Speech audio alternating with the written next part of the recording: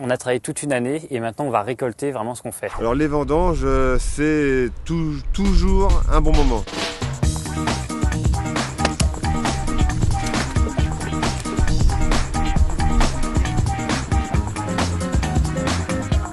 Les vendanges, c'est quelque chose où il faut être partout, il faut tout gérer, l'administratif, la vinification, de la gestion d'équipe, surveiller les raisins, surveiller un petit peu tout. C'est l'effervescence, on est en Champagne. L'effervescence surtout de la vie, ça bouge partout, hein, dans les caves et dans les vignes.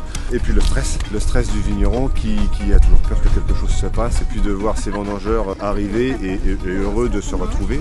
Oui, bien sûr, c'est une fierté. En plus de gérer pour l'ensemble des coopérateurs la production globale, c'est une responsabilité supérieure. Là, on n'a pas le droit de se tromper pour les autres. Convivialité et travail, c'est un mix parfait pour arriver à faire des grandes journées et bien manger.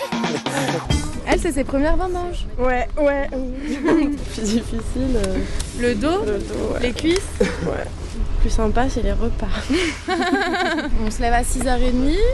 À 7h30, on commence dans les vignes jusqu'à midi. On a 1h30 pour déjeuner. Donc là, on déjeune tous ensemble. C'est sympa. Et l'après-midi, on reprend à 13h30 jusqu'à 17h. On coupe, après on décompresse et on boit un petit coup de champagne à la fin de la journée. Qu'est-ce que tu es en train de manger? Du gâteau au champagne.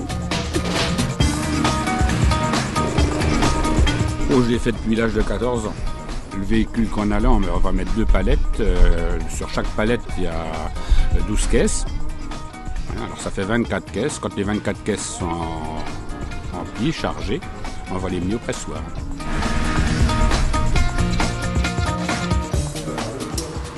On va procéder à la pesée pour relever les poids précis de de la palette du raisin. Et ces raisins-là seront ensuite montés sur le quai supérieur où l'on va procéder au chargement du pressoir.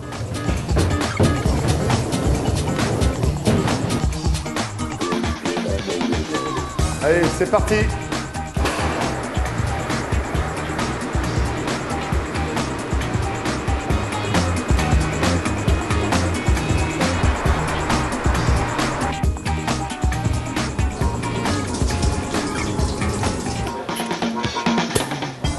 Ça fait partie du rituel des vendanges.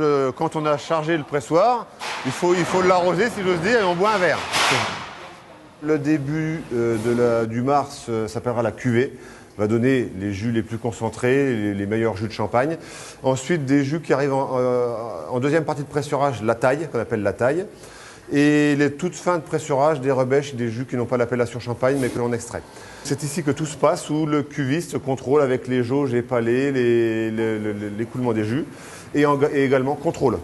On contrôle le degré, donc le degré c'est la teneur en sucre, on goûte toujours. Et également l'acidité des jus pour voir un peu leur équilibre et avoir une première idée sur la qualité de notre vendange. Et là je suis à 1075, 16, je suis à 1078. De mémoire, 1078, ça fait 10 degrés 9. Parfait.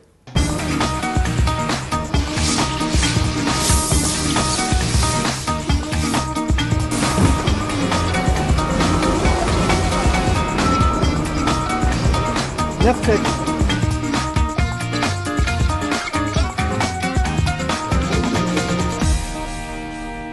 Alors nous sommes dans la cuisine, nous préparons à manger tous les jours petit déjeuner, midi et soir pour 12 hommes qui travaillent ici pendant les vendanges. Donc ce sont les débardeurs et les pressureurs que nous nourrissons et c'est assez convivial, vous entendez derrière moi le bruit, ils sont assez contents de se retrouver à table pour raconter les histoires de la journée. Alors aujourd'hui c'est poulet rôti et pommes de terre au four.